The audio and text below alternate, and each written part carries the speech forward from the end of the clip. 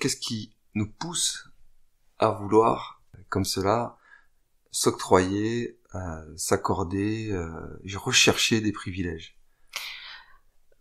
C'est ce que je disais au début de ce podcast. Moi, il me semble que c'est vraiment le manque de confiance. C'est-à-dire que on est amené dans la vie à être guidé par ses peurs, en fait, tout simplement. Donc guidé par ses peurs, ne pas avoir confiance en ce qui est proposé par la vie, par les expériences, par le plan, tout simplement. Et donc, c'est-à-dire prendre le contrôle et tenter de le conserver sur les événements de sa vie. Et donc évidemment, acquérir des privilèges, c'est une forme de sécurité qu'on crée autour de soi pour se maintenir dans cette illusion qu'on a le contrôle, que tout ira bien d'une certaine façon, qu'on est, comme tu le dis, au-dessus d'autres personnes, et donc évidemment ça confère encore plus de ce sentiment de sécurité. Ou dans le cercle des puissants. Voilà, donc le pouvoir confère la sécurité, évidemment, oui. c'est ce que recherchent la plupart des gens qui sont dans cette quête, en fait, du pouvoir, qui, quand ils arrêtent d'avoir du pouvoir dans une certaine sphère, on va dire, par exemple dans le travail, vont peut-être aller le chercher dans la politique, ou dans d'autres sphères, en fait, oui. Parce que cette sécurité-là, elle n'est pas intérieure, et donc forcément on va la chercher à l'extérieur. Donc le privilège, c'est une traduction de ce grand besoin de sécurité, en fait. Enfin, cette recherche de privilèges, de petits privilèges, finalement. Pour le petit moi, c'est le petit moi qui recherche donc ces petits privilèges qui peuvent paraître grands, parfois. En tout cas, il peut y avoir de grands bénéfices. Voilà, c'est ça. C'est-à-dire que les bénéfices sont vraiment les résultats, les conséquences, en fait, de ces privilèges-là.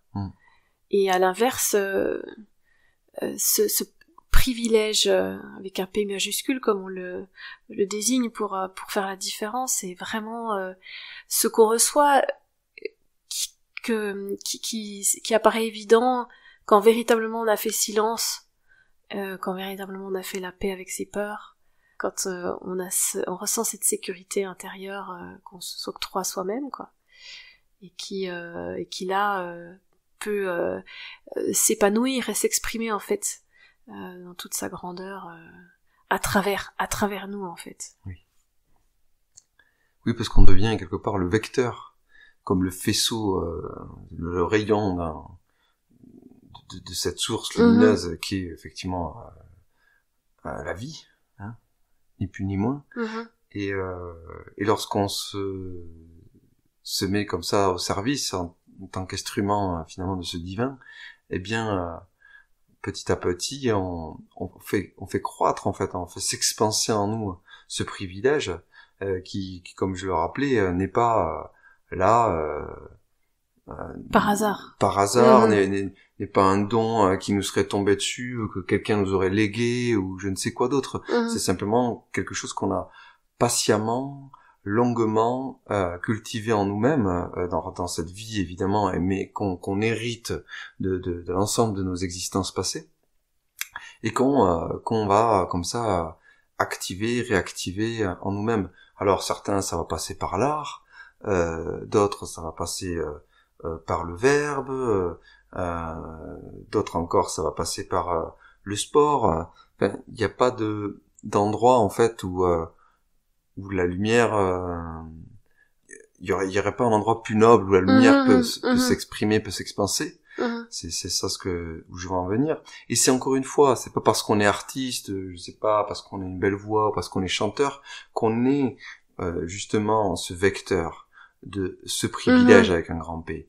Parce qu'on peut très bien cultiver le moi, cultiver l'ego, cultiver justement le masque, c'est-à-dire user d'une énergie qui n'est pas une énergie pure, pure et saine, pour justement aller chercher des bénéfices que sont la célébrité, que sont la reconnaissance, la fortune, que sont la fortune. Voilà, donc il faut pas s'attacher à la forme, encore une fois, que ça prend. C'est-à-dire que ça peut passer par la douceur. Moi, je pense à ça, le privilège de la douceur, par exemple. Exactement. Ou le privilège de la patience. De la main verte. Ouais. Tout simplement. Oui, la capacité de communiquer avec les animaux, par exemple. Oui, aussi. Qui peuvent être aussi... Et quand tu dis la voix, ça peut passer effectivement par une belle voix, Oui. ce privilège. Mais il est quand même là, le privilège. Mais il est entaché, entre guillemets, pour beaucoup, Oui. De cette recherche de privilège due à ce que certains appellent un talent. Oui. Ou un don du ciel, ou comme tu le disais, quelque chose qui pourrait nous être tombé dessus comme ça au berceau. Oui. Et qui, en fait, est exploité. Oui.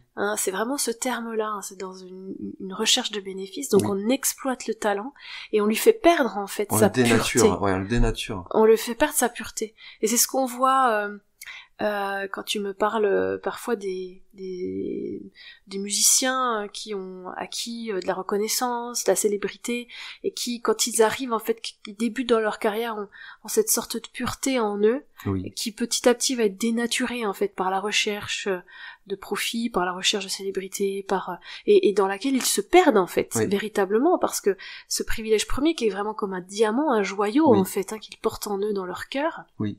Est dénaturé. Exactement. Alors, il s'agit pas de dire que c'est justement à la faute à un show business ou à une industrie là qui serait autour et qui viendrait polluer ce joyau initial.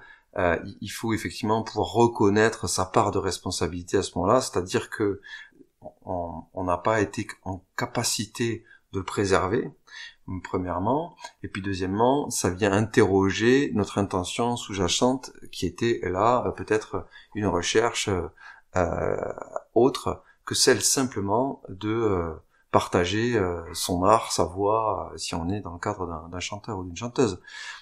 Et puis je voudrais rappeler aussi quelque chose d'essentiel, c'est-à-dire que c'est pas parce que on n'est pas en recherche de célébrité, on entend aussi beaucoup d'artistes qui refusent ça, ce qu'on appelle l'exposition, ce qu'on appelle la médiatisation aussi, et qui vont au contraire en fait se mettre d'une certaine façon d'une forme de musique engagée là, qui dans laquelle ils viennent défendre des choses en ayant des textes assez comme on le dit, est souvent engagé, critique à l'égard de justement cet autre côté très market, très industrie. Cela même par cette attitude de combat, de lutte, et bien viennent aussi polluer le diamant qu'ils sont. Voilà, donc j'aime à rappeler toujours ce jeu des dualités, ce jeu des polarités. C'est pas parce que systématiquement on est passé dans le top 50 des médias que on est forcément au service voilà et qu'on s'est laissé prendre au piège du show business, et c'est pas parce que on refuse d'être dans cette industrie là que nécessairement c'est gage de la garantie du maintien de notre essence en fait. Voilà.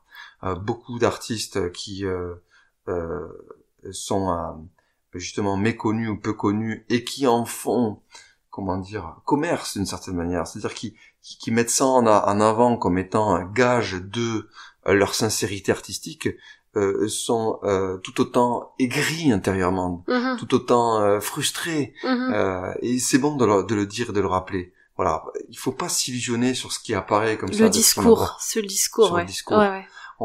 Dès qu'on nous vend quelque chose, que ce soit cette fausse lumière dont on parlait est trop lumineux parce que voilà, ça s'est très bien impacté par des gens qui savent très bien le faire, ou qu'au contraire qu'on nous vend quelque chose de très entre guillemets véridique, véritable, parce que justement soi-disant non entaché du désir de briller, du désir d'être connu, oui. À creuser, lorsqu'on gratte un petit peu, on peut s'apercevoir que sous ça, il y a beaucoup de blessures aussi. Il y a beaucoup de blessures qui ont été non résolues et qui viennent finalement, voilà, encore une fois, entacher ce qui est transmis. Voilà. Et j'ai envie de dire, ça se sent parce que c'est un timbre, c'est une vibration.